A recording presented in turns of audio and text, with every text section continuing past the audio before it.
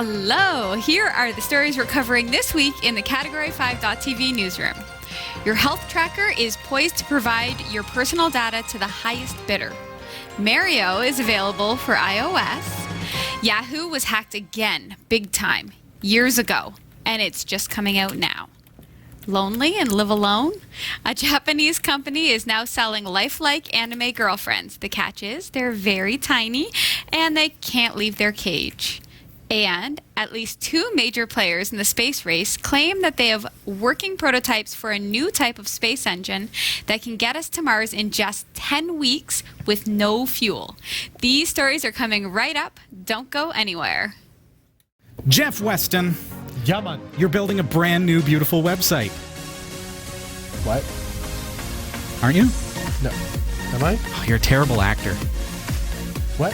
This is where acting comes into play. Oh, I didn't know we were acting. You're supposed to act. Okay, fair enough. All right. Yeah, I'm building a really cool website. Are you building a really cool website? You need hosting. One of the things about a hosting account is you don't want to have limitations put on your website. It's true. How much hard drive space do you have? How many email accounts? How many domains can point to it? Well, we've got an amazing deal for you. For a very limited time, cat5.tv/dreamhost. For just $5 and a bit of change per month, you are going to get unlimited website hosting, unlimited email accounts on that hosting service. You are also going to receive a free domain name. Ooh. So your own .com Nice. to put that amazing website that you've been working on It's true. there. If you want to build a WordPress site, fine. Sign up, cat5.tv/dreamhost. Just don't put Panama Papers on it. Just don't do it. But hey, it's a great deal, folks. Best deal you're going to find. $5 and change per month. Go to cat5.tv/dreamhost. I'm Sasha Dermatis, and here are the top stories for the week of December 21st, 2016. If you use a Fitbit or Apple Watch, you probably love the health insights you get from your wearable. You know how much you move, how well you sleep, and have likely started tracking patterns and trends as soon as you have enough time logged. But you're not alone. There are tons of advertisers and big pharma companies interested in your personal health data. And according to researchers, they can get it almost as easily as you can. An extensive report published by the Center for Digital Democracy and American University tackles the complicated issue of health wearables and big data systems from every angle. It comes to a troubling conclusion. There are almost no privacy safeguards in place for consumer health data, and multiple industries are ready and willing to mine the system for profit. According to the report, there are benefits of a connected health system like personalized insurance policies and improved emergency services. Wearable makers Apple and Fitbit have even partnered with healthcare companies in an effort to collect user data for just that reason. But the good of a connected health system could be marred by the potential for abuse by unscrupulous data practices. The report warns many of these devices are already being integrated into a growing big data digital health and marketing ecosystem, which is focused on gathering and monetizing personal health data in order to influence consumer behavior. You can assume that the data your wearable collects isn't just between you and your app.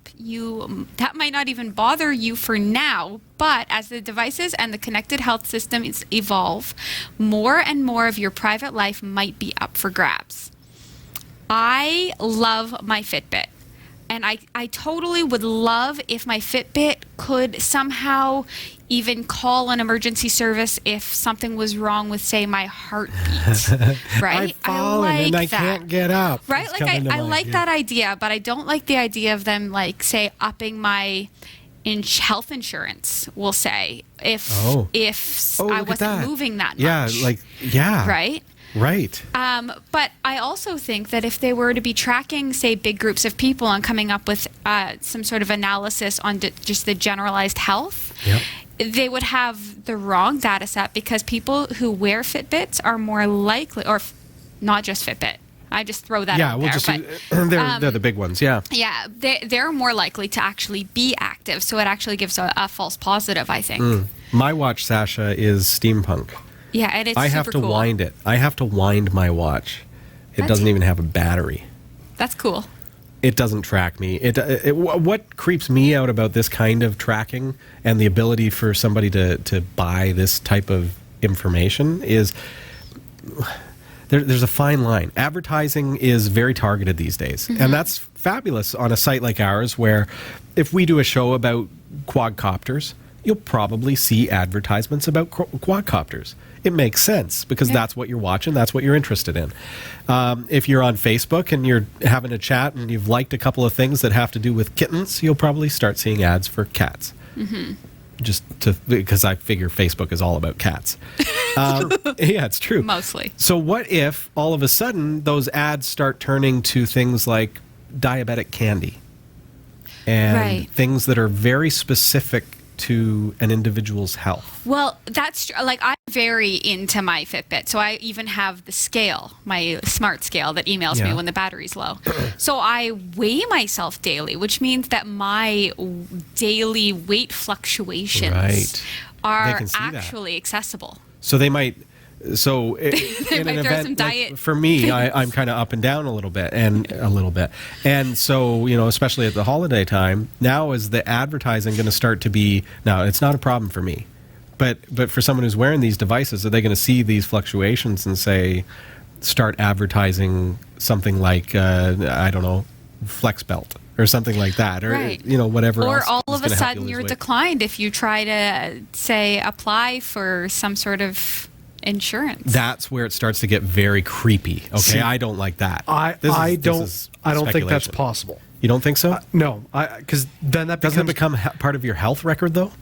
Yeah, but to decline you based on the fact that you aren't performing as well on this device is discriminatory as far as I'm concerned. It's no different than having... But it's your health record. Right, but it's no different than having, say, insurance savings by getting that device in your car that shows how your driving is.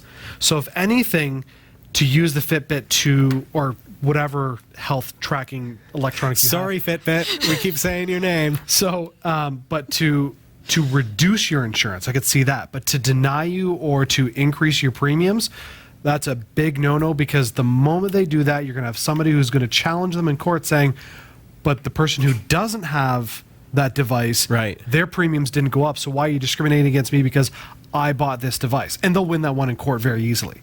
Because if that's the case, people are just going to turn around and go, well, I'm not going to buy They'll the become device. compulsory. Yeah, but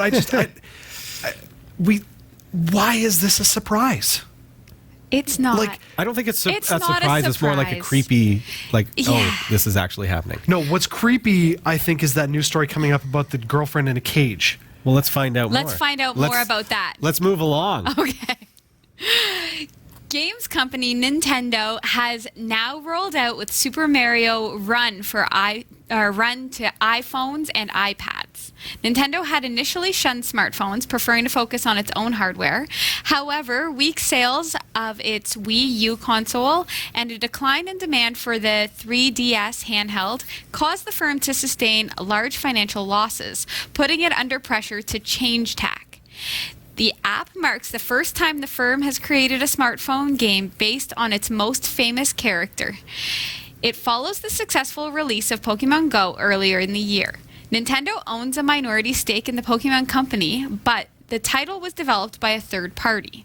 Super Mario Run takes the Super Mario Bros. Format, where the character sprints from left to right, collecting coins, jumping over obstacles, and squishing enemies, and tweaks the gameplay to make it easy to play on a one-handed touchscreen.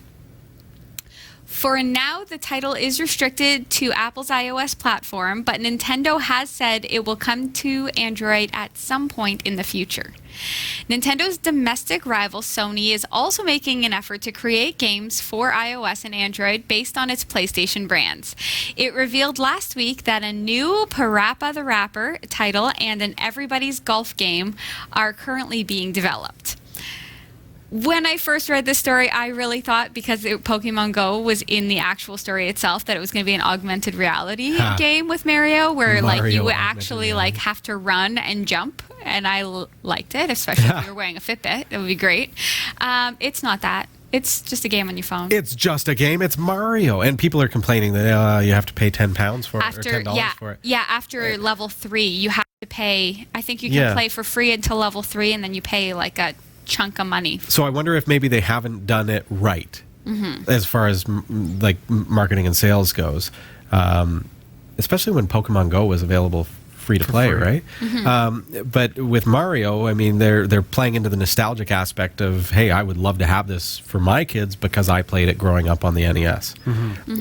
But maybe they've done it wrong. But it does, to me, signify a revolution in the company because of the fact that they're actually bringing their games to other platforms, which has always been a no-no for Nintendo. Like, you wouldn't see Mario on Sega Genesis officially. Right. But see, I'm interested to see how this plays out with the new Nintendo unit that the Nintendo Switch, I think it's called. Oh yes. Where you just move it from a console to a handheld for the addicts that can't be without their video game. I'm interested to see how this plays in, and will they have porting of your app over into the game? Yeah, who knows? To try and pull you may back have to buy it again. I would like to just welcome you all into my brain. Imagine how much better this would be if it was an augmented reality game. I'm picturing like the 3D aspects of Paper Mario, where you're running like headlong in first-person view and able to do some, and then the pipe pops up, and that would be pretty neat as augmented reality. So cool. I agree. That would be fun. That would be worth my $10. All right, now something not so cool. Yahoo has said data from more than 1 billion accounts may have been hacked, and this is separate from the hack they revealed back in September. Should you be worried, and what can you do to protect yourself in the future? People might suppose the breach is unlikely to affect them because the attack happened 3 years ago and there was no widely reported abuse of the data in the meantime. However, hackers might have targeted users' emails. Yahoo has said it is also investigating a later separate issue that might have made some accounts accessible without passwords. Yahoo has reassured its users, "We continuously enhance our safeguards and systems that detect and prevent unauthorized access to user accounts." Some may not think of themselves as Yahoo users, but the firm has provided email services for several ISPs as well, such as BT, Sky, and Rogers. It's also worth remembering that Yahoo acquired Flickr in 2005. Oh. Yahoo has said, though, that accounts for Tumblr, which it also owns, would not have been affected. Change your passwords, but once this password is changed, it is also recommended that you change all of your passwords on all accounts that you use and make sure that you use a different one for each, which I really need to do. Yeah, that's the thing. I mean, you don't realize that, okay, your password is now out there from when you signed up for Flickr. Right. Because Yahoo has been hacked. And so now if you also use that for your email on Hotmail or Gmail or wherever, and you use it for your online banking or you use it for anything else, now all of a sudden you are at a very dangerous spot. Mm-hmm. But the fact that Yahoo, did you say they also do Rogers? Yeah. Yeah, they provide Rogers' email. Like, Rogers is massive in Canada. Yeah. That's wow. It's a big deal. So we have an episode with a password recipe maker, right? We discussed, Hillary and I actually, Sasha, talked about how to create password recipes to add entropy to your password. And there's a really cool tool, if you haven't seen it already, I think it's howsafeismypassword.com. Let's see. Let me just confirm that before you actually type it into your browser. No, howsecureismypassword.com. Howsecureismypassword.com. No, that is not it. Ah, come on. Is it gone? How secure. Let me find it for you, folks. .net. .net. My mistake. Please make sure you go to the right one. Howsecureismypassword.net. So, Sasha, throw me just make up a fake password that would be about the same entropy of something that you would use. Okay, what about if I put category 5, but the E was a 3? Oh, okay. Category 5. That would take a single computer 42 minutes to crack that password. Oh, none of my passwords are safe. Yeah. This just in. Yeah, that's a helpful tool to be able to show you kind of how safe your password is. Oh Oh, I'm so sad about this. So with our password recipe episode, we learned to create really strong passwords that are memorable to you but impossible for someone else to figure out. And the interesting thing about password recipes is that you can actually write it down, you can have it stuck as a sticky note on your monitor, right. And yet if someone were to sit down at your computer and try to hack into your account, they wouldn't be able to get in because it's a recipe. It's not the actual password.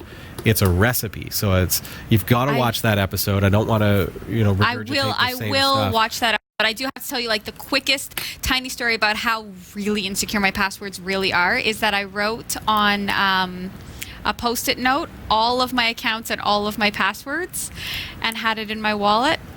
The sticky note fell out of my wallet. Oh, no. And luckily I found it on the ground, but I literally had everything there. Crazy. Okay. All right. Next up? This one is really creepy. This is totally creepy. The future is apparently here, and it's creepier than we ever imagined. A Japanese company called Vinclu is now taking pre-orders from Japan and the United States for a new interactive, artificial intelligence-driven home automation system, or as the promos make it appear, a virtual girlfriend for lonely businessmen. Called Gatebox, the new Internet of Things product takes Amazon's Alexa, Google Home, Spike Jonze's film Her, and the holographic anime characters of Vocaloid concerts to their unified natural conclusion. While it may appear Gatebox is a cage for a subservient little anime princess, part of the device's backstory is that Gatebox is in fact a gateway to the dimension the character lives in. Gatebox, priced at about $2,700 US, is targeted at young lonely guys and anime-obsessed nerds, promising the experience of living with your favorite character while in reality living with no one. It's roughly the size of a home coffee maker, and its main feature is a clear projection tube that displays a computer animated avatar for the AI's character. Vinclu is planning multiple possible personalities for Gatebox. Gatebox's website proclaims she will always do all she can for the owner.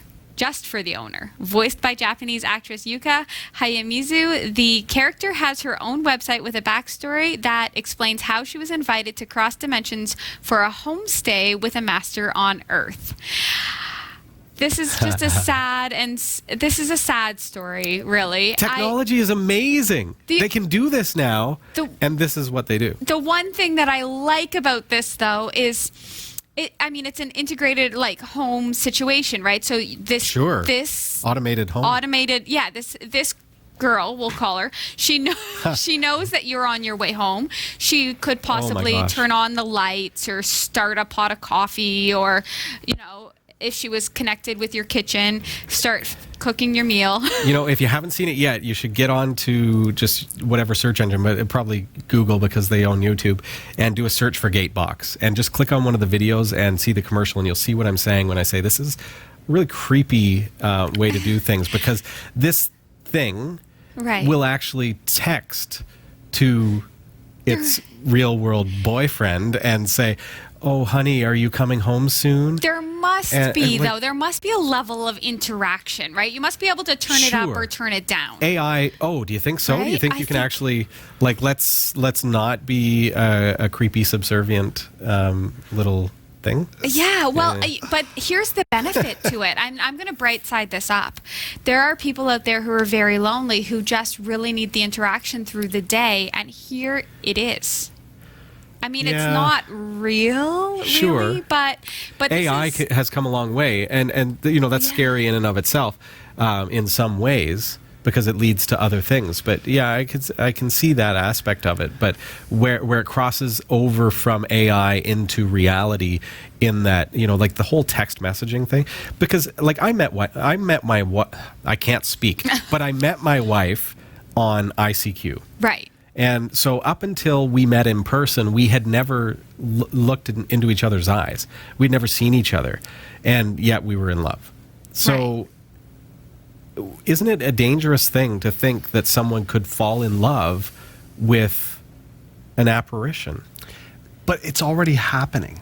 Sure. Like- But this takes it to a whole new level of creepy. Absolutely, it does. And this on so many levels is just wrong.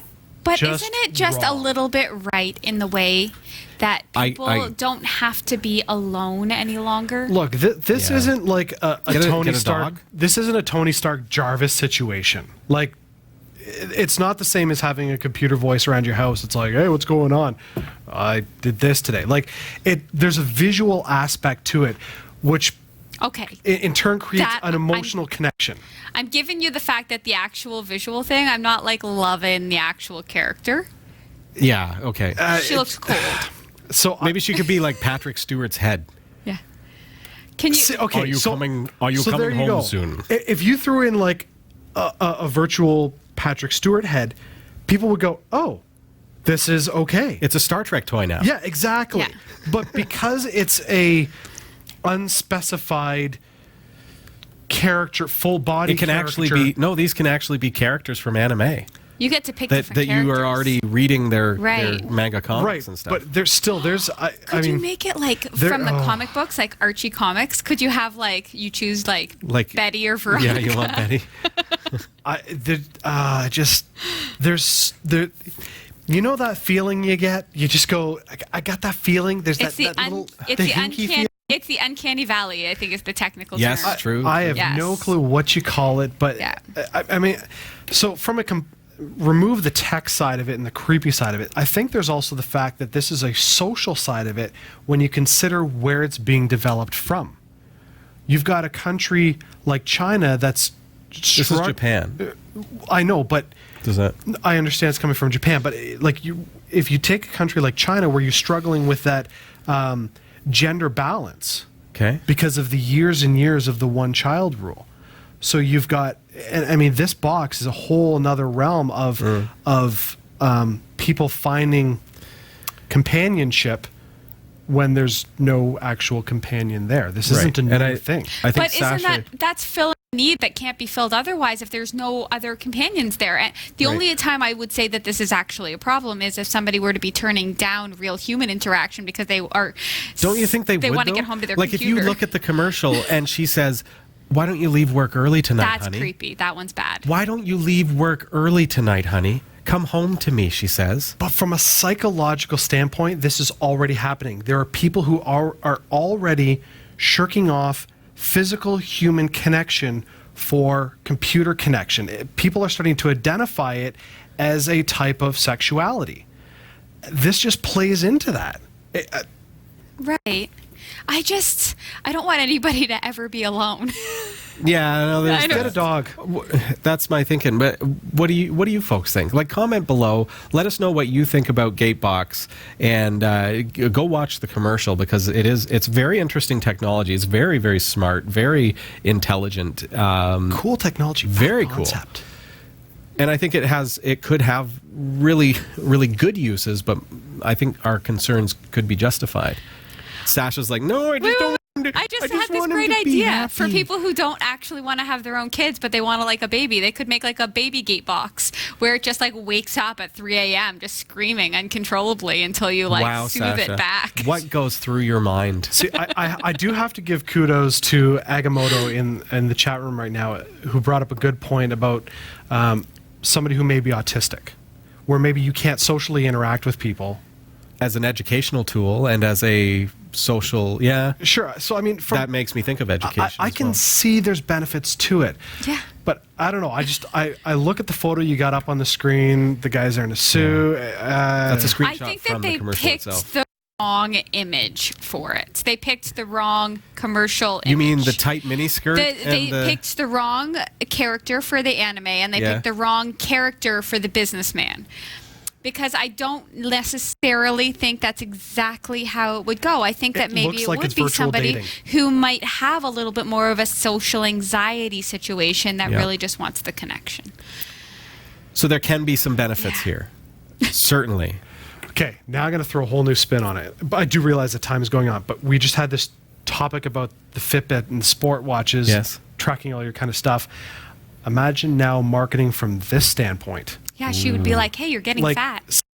Well, say you're your gate box individual is part of the Internet of Things, and suddenly, you carry on this conversation about, how was your day? Oh, it was great. I dealt with this at work, and all of a sudden your box is collecting data for corporate espionage. Oh, yeah.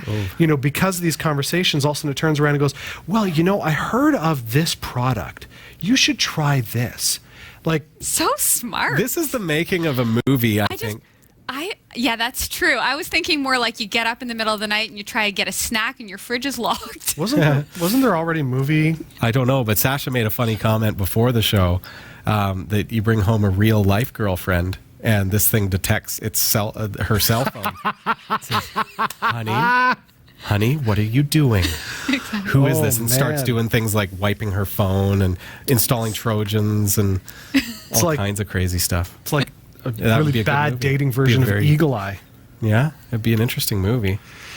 I feel like we could do 1 hour on this news story alone. Oh my goodness. However, here's another great one. You got another one? Yes, the M-Drive propulsion system seems to cherry-pick from the laws of physics and science fiction to produce an engine capable of getting humans to the moon in 10 days or to Mars in 10 weeks without any fuel.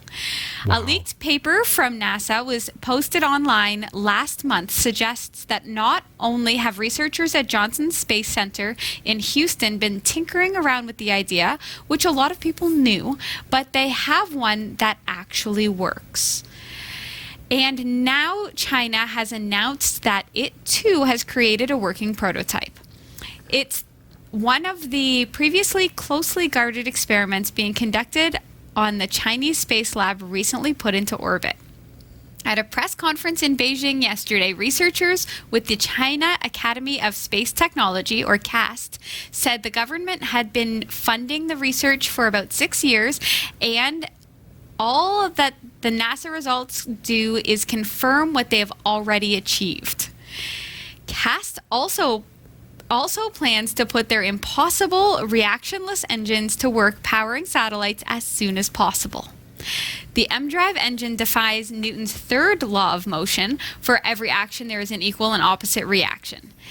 Jet engines burn fuel to power turbines to suck in the air and blast it out backwards to produce forward thrust. The M-Drive, however, ejects no opposite directed mass or particles to produce forward thrust. Instead, it bounces microwaves around inside a cone-shaped metal chamber, which, because of the shape, produces thrust at the wider end. The concept is for the unit to convert sunlight in space into the needed microwaves, making a self-sustaining power plant that never needs a refill. Li Feng, chief designer at the China Academy of Space Technology's Communication Satellite Division, said the technology being tested in orbit right now is in the latter stages of the proof of principle phase, with the goal of making it available in satellites as quickly as possible. I love this idea for technology for even us on Earth, although, as you probably couldn't do it in a car, but you could probably make something like this happen for power plants. Sasha Yeah. gets us to Mars in 10 weeks. Okay, it would be fast. Imagine putting this. Yeah, it'd be fast. It'd be fast. It currently takes 43 weeks, somewhere along there. Yeah. So, yeah, I don't think you'd want to put it in your car. But I love it. I love the innovation. But I mean, if they made a smaller version of it, something that's the size of, say, a The coffee itty-bitty? cup in your car, Right. Like suddenly, How big was the one that they made? It's not that big. Although it is a prototype. It's not up in space flying to Mars right now. correct. Still, it's very cool. I'm interested to find out where this goes. This is a technology that's To Mars. in 10 weeks. Yeah, it'll be there. They're like, we're already there. Yeah, I love Wow. it. very cool. The cool thing about this is if they could do Mars in 10 weeks, I can totally see this as hey, we can get you to the moon in 3 hours. Well, they said 10 10 days? hours. 10 hours. was it 10 hours? days. 10 days or 10 hours? I think it was 10 days. 10 Was days. it 10 days? Yeah. I don't know. You're the moon, news The moon girl. is only three days as it is. The moon? To get to the moon. Isn't it only like No. a 3-day flight? I would expect it would take 30 days. Wouldn't it? The moon? No, it wouldn't. The moon Now is we're going to have to Google that. The moon is like a 3-day flight. So what is it with this drive? Isn't that what Apollo 13 taught us? That was a movie. That wasn't even real life. Oh, it was no. Tom Yeah, Hanks. 3 days to the moon, says everybody 3 in days the to chat the room. moon? Yeah, But didn't you say 10 days? Maybe I'm just hearing. No, it's 10 weeks to Mars, 3 days to the moon. But imagine, I mean, No, where's but so is it 10 hours? Must be. With this drive? I know I read this like just M drive, seconds ago, but I forget already. Moon. M drive moon. Everything you need to know about the M drive thruster. That's cool. could potentially make it to the moon in just a few ... Couldn't this I know. technology... It literally says that. A reactionless drive could potentially make it to the moon in just a few ... Thank you, Google. Oh, for look at that. your To the moon in summary. 4. I'm seeing 4. 4 so hours. I'm assuming 4 4 hours. hours. Yep. 4 hours. But still, could you imagine that? Like, well, I don't feel like going to work today. I'm going to go to the moon. Let's go to the moon. It's like, hey, kids, It instead of certainly Florida, makes- we're going to the moon. It certainly makes, if they can colonize. Fantastic. Why would you- I There you go. don't think we should move humans to other planets only because we're really bad at this one. Yeah. Like, you don't we think are this one great. by nature Let's- explorers, though. Yeah. we need to go and explore. That's why video Explore. games are so popular. We love to go into worlds that do not exist in reality. We love to see what You know the people concept create. that you can't get a living animal until you can keep a plant alive for a certain amount of time? Like, you Yeah. shouldn't have a baby unless you can keep, like, a house plant or a pet alive. Yeah, we right? start with a house plant, then you Exact- can have a baby. Right. Yeah. Yeah, exactly. This is how I feel about Earth and then colonizing other planets. Yeah, but Maybe focus on seeing if you can make this one work. But we made, I mean, just exponential growth of human population, you're not going to have much of a choice. It's a tough call too because There you won't- can't generalize. Entire civilizations cannot be generalized by the what some people do, Yeah. right? Well, there if you won't look at be Earth as a exploiting- whole, There won't we're- be. There won't be exploding populations if everybody gets one of these new girlfriends. yeah, And there you go. Wow. population growth solved. right. Sasha. Thanks for watching the Category 5.tv newsroom. Don't forget to like and subscribe for all your tech news with a slight Linux bias. And for more free content, be sure to check out our website. From the Category 5.tv newsroom, I'm Sasha Dermatis.